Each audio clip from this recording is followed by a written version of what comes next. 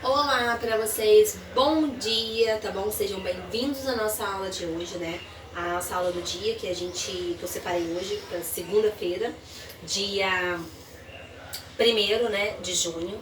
É uma aula, não vai ser nem tão resumida, né? Porque não tem como fazer uma coisa tão resumida, apesar dos alunos que não poderem estar presentes hoje na nossa aula ao vivo, ok? Então esse vídeo é para ajudar vocês também a realizar a atividade em casa.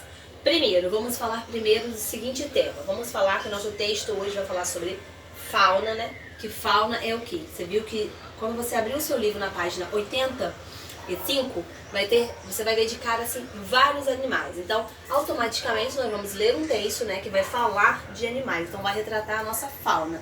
E fauna é o quê? É um termo, né, é um coletivo usado para designar, né, características de animais daquela determinada região ou daquele determinado lugar, ok?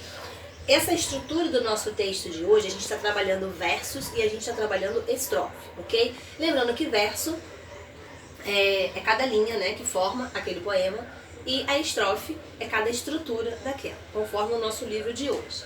E também é formada em prosa, né, que prosa é o quê? É um gênero de um texto escrito em parágrafos, né? Significa um texto discursivo, né? Um discurso direto e livre.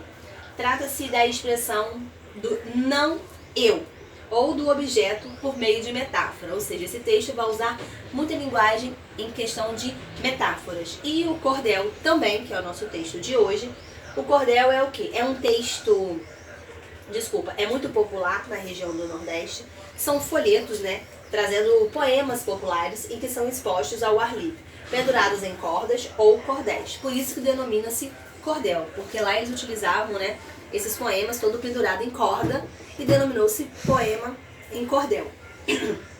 Desculpa. Aí vem, é uma literatura, né, que é de característica informal, ou seja, uma coisa coloquial, tá?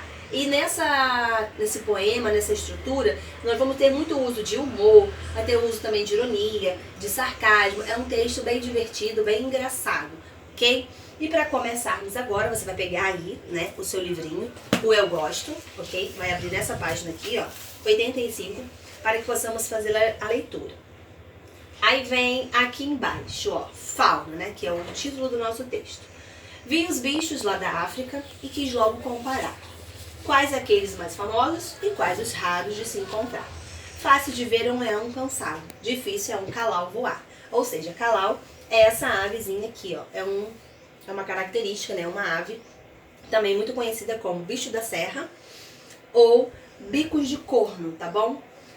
Aí vem cá embaixo, ó, conhecido é o gorila, búfalo é muito falado, avestruz é tão famoso, hipopótamo é amado, mais fácil quem conheça um oriquétropo, é engraçado. Ou seja, é um tipo, vamos botar assim, que a gente conhece, né, um nome mais formal nosso, é conhecido como porco formigueiro, tá bom?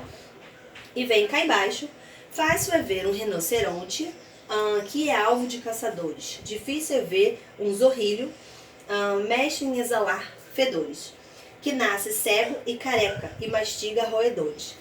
É esse animalzinho aqui, ó, é um mamífero, tá? Carnívoro, conhecido também como jaritataca, ok? Ele olhando assim aparentemente parece um gambá, né? Ele é bem parecido também dessa origem, vamos dizer assim, tá? Mas ele é um zorrilho, ok? E ele também é um animal muito solitário, ele gosta muito de andar sozinho. Aí aqui no outro animalzinho, vamos ver aqui quem é. Fácil é ver um javali ou gazela, tão ativa. Difícil é ver um mabeco que come a sua presa vivo depois que caçou em bando, numa tática ofensiva. Olhando assim, ó, ele parece um cachorro, né? Só que ele não é um cachorro comum, ele é um cachorro selvagem, tá bom? É um cão caçador. E aqui embaixo nós temos quem? Vamos conhecer já já. Nas reservas da Tanzânia, zebra tem até de sobra. Fácil é ver um leopardo inventando uma manobra. Difícil é ver um suricato, né, que é esse animalzinho aqui, é um suricato, dando beijo em uma cobra. Olhando aparentemente assim, né, desculpa, pra ele, a gente vai achar que ele parece o quê? Um esquilo, essa classe assim. Nós já vimos também esse tipo de bichinho, né, tendo aquele filme de Madagascar, tá bom? Então, ou seja, vamos voltar. Esse texto aqui está retratando a fauna deste lugar, ok? A origem e a característica de cada animal presente aqui. Aí vem aqui embaixo as nossas perguntinhas. Você sabia o que significa fauna? A Amanda acabou de falar. Por que o título desse poema de cordel é fauna?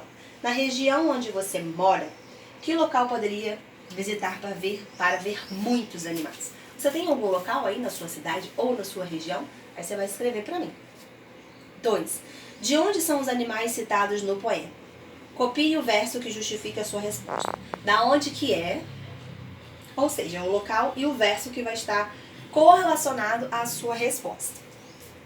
Número 3. Por que as palavras fácil e difícil aparecem com frequência nesse poema? Ou seja, porque essas duas palavrinhas têm uma correlação, elas estão andando juntinhas. Por causa de qual motivo? Número 4. Complete de acordo com o poema, escrevendo o nome dos animais. Eu quero os animais do texto que são mais conhecidos, tá? E depois eu quero os animais mais raros, tá? Número 5. Volte ao texto e observe as estrofes do poema de cordel. Aí eu quero saber, o número de versos se modifica de uma estrofe para outra? Sim ou não? Letra B. Quais versos rimam em uma mesma estrofe? Quais são os versos que vão rimar numa mesma estrofe? Então você vai ver se é a primeira, se é a segunda, se é a terceira, se é a quarta e etc. Tá bom? Aí vem a letra C. A posição das rimas muda de uma estrofe para outra, sim ou não? Número 6 agora. Releia estes versos. Difícil é ver um zurrido, mestre em exalar fedores. Você vai consultar um dicionário, mas se você preferir, você também nem precisa consultar, se você achar que já conhece mais ou menos o significado. Eu quero ver o significado de mestre. B, o que significa exalar. E letra C, e o que significa fedores, tá bom? De acordo com o dicionário.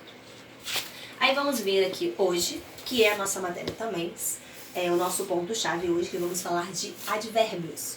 O que vem essa advérbios, chamando o que é, eu não conheço, vamos conhecer. Primeiro você vai grifar aqui, ó. Advérbio é a palavra que modifica o sentido do verbo, do adjetivo ou de outro advérbio, tá bom? Nesses modos de advérbio, a gente vai ter várias classificações, tá? A gente vai ter advérbio de modo, a gente vai ter advérbio de lugar, de tempo, de intensidade, de modo, vamos ter de afirmação, de dúvida e de negação. Cada quadrinho tem uma determinada uma coisa específica para um determinado advérbio, tá? Amanda, vai aparecer? Vai. Tem que aparecer na frase essas classificações, conforme está dentro de cada quadrinho, o advérbio que eu vou solicitar para que você classifique, tá? Então tem que ter aquelas classificações. Aí vem o número 1 aí, ó. Classifique os advérbios destacados. Aí vem o primeiro exemplo. Talvez ela viaje. Aí a palavra talvez está em negrito. Aí eu quero que você classifique esse talvez em que tipo de advérbio. Então o advérbio seria um advérbio de dúvida. Aí vem a letra A, B, C, D, E, F, G, H e I. Cada advérbio está em negrito.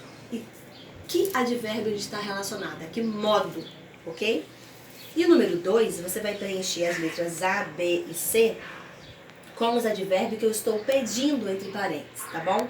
Você vai olhar lá no quadrinho e vai ver o melhor advérbio dentro dessa classificação que está tendo uma relação com a frase, ou seja, tem que ter vamos dizer assim, tem que ter coerência, tá bom?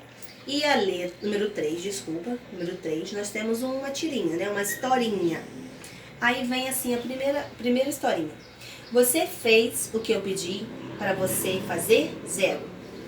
Profundamente, completamente, rapidamente. Eu gosto e... Só um minutinho, deixa eu pegar aqui que eu não entendi. Rapidamente. Com gosto e vontade. Sem demora e com determinação. Aí vem o próximo quadrinho. E você, se lembrou de trazer o meu café? Volto já. Então vem a historinha. E agora vem as perguntas. Na sua opinião, o recruta 0 fez tudo o que o sargento pediu? Ele fez tudo? Ou esqueceu de alguma coisa? Como é que foi?